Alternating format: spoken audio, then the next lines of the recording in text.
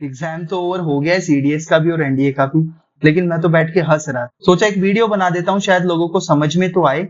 This is the right time when they will be able to relate कि हाँ यार ये चीजें चलती हैं, कि भाई एग्जाम के बाद आंसर की इतनी हड़बड़ी क्यों होती है लोगों के अंदर, फिर देन आंसर की से कैसे लोगों को मिस मैनिपुलेट किया जाता है, और मूर्ख एस्पेरेंट की क्या निशानी है इन आंसर कीज के केस में। टेलीग्राम लिंक आपको डिस्क्रिप्शन बॉक्स में मिल जाएगा, जहां पे जाकर के आप नोट्स को फ्रीली अवेल कर सकते हैं if you are preparing for CDS, NDA, CAPF and AFCAT. 12 से 15 रिसोर्सेज जो आपको एक्स्ट्रा पढ़ने पड़ते हैं वो नहीं पढ़ने पड़ेंगे, and that will save your time. और यार स्टूडेंट लाइफ में ना बहुत ज्यादा इंपॉर्टेंट होता है यार टाइम। तो ये वीडियो प्रधानमंत्री ज्ञान बांटो योजना के तहत बन रही है, इसीलिए इन वीडियो से आने वाले रेवेन्यू को मैं अपनी पॉकेट में नहीं डालता, वो आप जैसे बच्चों की वेलबींग के अंदर ही यूज होता है।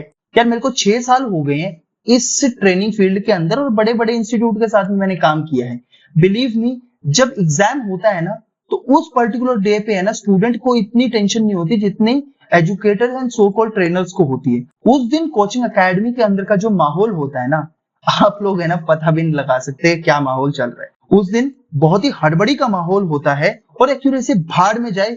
मुद्दा होता है कि कौन पहले आंसर की बना के ये सिद्ध कर देगा कि भाई मैं बहुत महान हूं और मेरे से ऊपर कोई नहीं है। हर जगह यही चलता रहता है, और इसी दिन देखना कि लोग लगे पड़े रहते हैं। हवा में बात यहाँ पे ज्यादा होती है, एंड यूजुअली ये जो कोचिंग की आंसर कीज होती है ना, जो सिंपल आंसर होते हैं जो कि आपके टेक्स्ट बुक में अवेलेबल होते हैं, उनके तो करेक्ट आंसर मिल जाते हैं। अगर आप भी नेट के ऊपर सर्च करोगे तो आपको भी मिल जाएगा, लेकिन कुछ ऐसे आंसर होते हैं जो कि डाउटफुल होते हैं, उनके आंसर सही नहीं मिलते हैं, ये यूजुअली रॉन्ग होते हैं। I will prove them. देखो एक क्वेश्चन आया था, Yoga Vasistha was translated into Persian by Nizamuddin Panipati during the reign of Akbar, Humayun, Shahjahan and Aurangzeb. सब कोचिंग एकेडमीज वालों ने क्या किया, शाहजहां को बताया, लेकिन Akbar was the correct answer as per the official answer key. एक क्वेश्चन आया था, consider the following states, Andhra Pradesh, Kerala, Himachal Pradesh, Tripura.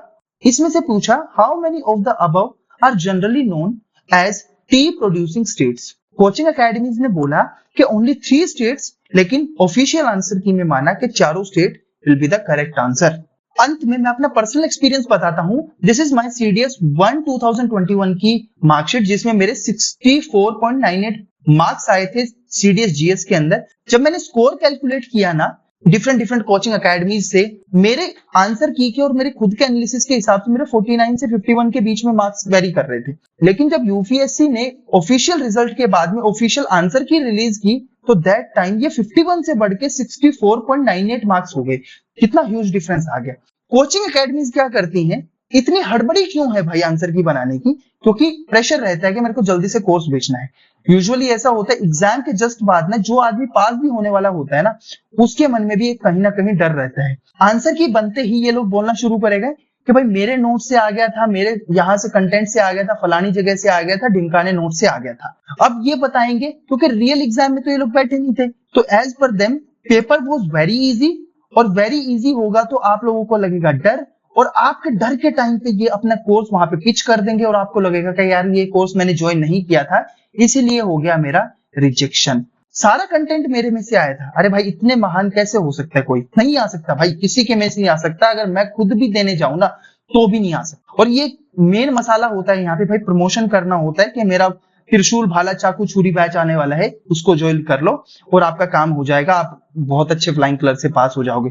तो प्रमोशन का खेल है सारा का सारा, इसलिए यहाँ पे है ना मैनिपुलेशन का काम चलता है। इजी पेपर बताऊंगा, मेरे कंटेंट से आया बताऊंगा, आपके फियर पे खेलूंगा और कोर्स बेच दूंगा, सीधी बात। अंत में मूर्ख एस्पायरेंट क्या करते हैं, अरे भाई पेपर पास होगा या फेल होगा, पेपर तो देके आ गए हो ना, अभी 20 से 25 दिन के बाद तुम्हारा रिजल्ट आ जाएगा। लेकिन मूर्ख कैंडिडेट क्या करेंगे, नहीं इसका तो बी ऑप्शन था, सी ऑप्शन था, कमेंट सेक्शन में जाके है ना भाई इतनी ज्ञानबाजी झाड़ेंगे, इतना ज्ञान देंगे, वहां पे बकवास चलती रहती है, सच बता रहा हूं। And that is not going to serve your purpose. भाई इतना टाइम नहीं, इससे बच्चा तो कुछ बढ़िया क्रेडिबल कर दो, पास हो जाओगे तब ठीक, नहीं हो जाओगे अगर आगे दे रहा है तो भाई उसको एनालाइज कर लो कि कहां पे क्या मिस्टेक करनी है, और अगर नहीं देना है तो भाई अपने प्लान बैकअप के ऊपर काम कर लो कि भाई लाइफ तो आगे चलानी ही है। अंत में इतना बोलूंगा कि इरादा एक होगा, नेक होगा, तभी सफलता मिलेगी, और नहीं तो लाइफ में झूलते रहेंगे। मिलते हैं नेक्स्ट वीडियो के अंदर। आज के इस वीडियो में इतना ही, तब तक के लिए जय हिंद।